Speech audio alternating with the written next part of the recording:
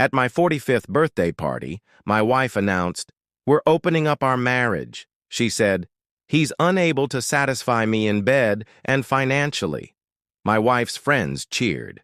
I smiled. "And who is your new partner?" I asked. My wife proudly said, "My ex-boyfriend.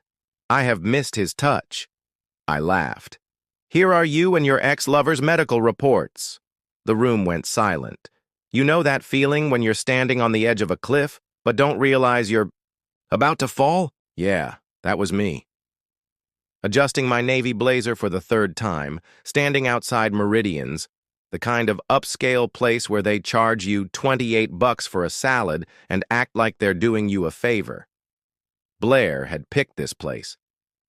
Of course she did. My wife always had a thing for pretentious spots with names that sounded like luxury cars and waiters who introduced themselves like they were auditioning for Shakespeare in the park. "Just breathe, man," I muttered to myself, checking my reflection in the tinted windows. The blazer looked good. Hell, it better have, considering what Blair dropped on it last Christmas. She'd called it an investment piece. That's wife speak for ridiculously expensive, but makes you look like you can afford places like this. And honestly, she wasn't wrong. The deep navy fabric made me look more substantial, I guess. More like a guy who had his act together, instead of someone whose marriage had been circling the drain for the better part of 2 years. The hostess, all fake eyelashes, and practiced smiles led me through the main dining room toward the private lounge Blair had reserved. Of course, she'd gone with the private room. Blair Mackenzie, soon to be ex-Blair Mackenzie, though I didn't know that yet, never did anything halfway. If she was throwing me a 45th birthday party, it was going to be Pinterest perfect. Or she wasn't doing it at all. I could already hear the carefully curated playlist drifting through the mahogany doors. Our songs, as she liked to call them. The soundtrack to our relationship's greatest hits. Back when we actually had those, the room was exactly what I'd expected. Dimmed lighting, velvet napkins that probably cost more than most people's.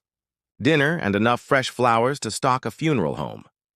Blair was already there, naturally, holding court near the bar in that emerald green dress that hugged her curves in all the right places. She looked stunning, which was both her superpower and her curse. At 42, she could still turn heads at the grocery store, and she knew it. Hell, we all knew it. "There's the birthday boy," she called out, rushing over with arms extended, like we were starring in some romantic comedy instead of whatever psychological thriller our marriage had become. Her hug lingered a beat too long, and I caught a whiff of her perfume, the expensive stuff she saved for special occasions. Warning sign number 1, though I was too busy playing the grateful husband to notice. The guest list was pure Blair. Her sister Monica with her husband Derek. Her book club friends Sarah and Jennifer. My buddy Jonah from college. A handful of her work colleagues from the PR firm. Notably absent, most of my friends. But that had become standard operating procedure lately. Blair had this talent for making my buddies feel unwelcome without ever saying anything directly. Just little comments here and there. Subtle eye rolls when they told their stories. The kind of social assassination that women have perfected since the dawn of time. "Honey, I'm so glad you wore the blazer," Blair whispered in my ear, her hand resting possessively on my chest. "You look powerful tonight. Confident." She smiled that smile, the one that used to make my knees weak. But lately it felt more like a business transaction. "I have such a special evening planned for you." The cocktail hour was typical Blair production value. Top shelf everything. Appetizers that looked like tiny sculptures, and conversation that stayed safely in the shallow end. Monica regaled us with stories about her latest kitchen renovation, while Derek nodded along like he gave a damn about subway tiles. The PR crew talked shop about their latest influencer client.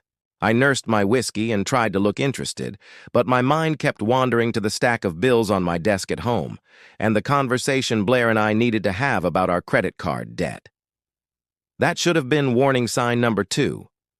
Blair acting like money grew on trees when we'd been fighting about finances for months. But there I was, playing along, accepting congratulations on making it to 45, like it was some kind of achievement instead of just basic survival. "Dinner is served," announced the server. We filed into the adjoining dining room, where Blair had outdone herself again. The table was set like a magazine shoot. Silverware for minor surgery, wine glasses that probably cost more than my car payment. She'd even remembered to request the double chocolate cake from their pastry chef, my favorite. Though I couldn't remember the last time she'd paid attention to what I actually liked versus what looked good on her Instagram stories.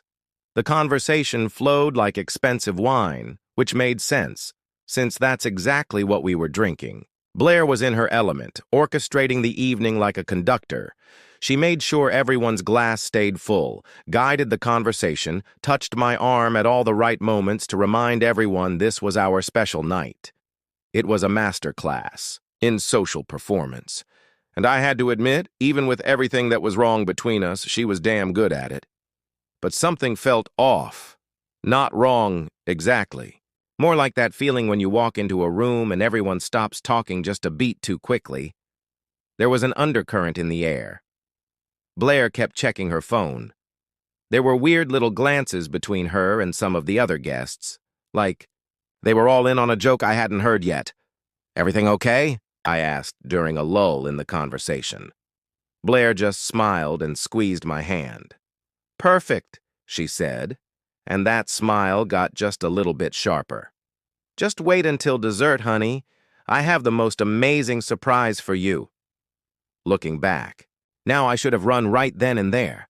But hindsight's 20/20, and I was still playing the role of devoted husband in Blair's carefully choreographed production. So I smiled back, finished my wine, and waited for the other shoe to drop. I just had no idea how hard it was going to hit. You ever have one of those moments where time seems to slow down, like you're watching a car accident in slow motion? That's what it felt like when Blair stood up and reached for her wine glass. The dessert plates were being cleared away.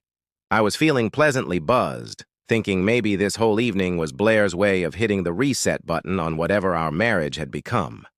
Stupid me. She tapped her butter knife against her glass.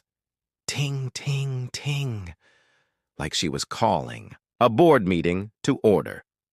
The sound cut through the chatter. Suddenly, all eyes were on her. Blair Mackenzie in her element, commanding attention like it was oxygen, and she was the only one who knew how to breathe it. She had that look on her face, the one I'd seen 1,000 times before, when she was about to drop some news she thought was revolutionary, but usually just made my life more complicated. "Everyone, everyone," she called out, her voice carrying that fake sweet tone she used when she was about to ask for something she knew I wouldn't want to give. "Before we bring out the birthday cake, I have a very special announcement to make." The way she said very special made my skin crawl, like she was announcing a promotion or a pregnancy, instead of whatever fresh hell was about to rain down on my 45th birthday. I reached over and took her free hand, thinking maybe she was going to surprise me with news about that trip to Italy we'd talked about for 3 years but never had the money for. Or maybe she'd finally decided to quit her soul-sucking PR job. Hell, at that point, I'd have been thrilled if she announced she was taking up competitive knitting, as long as it meant we were moving forward together. Blair squeezed my hand back, but something was off.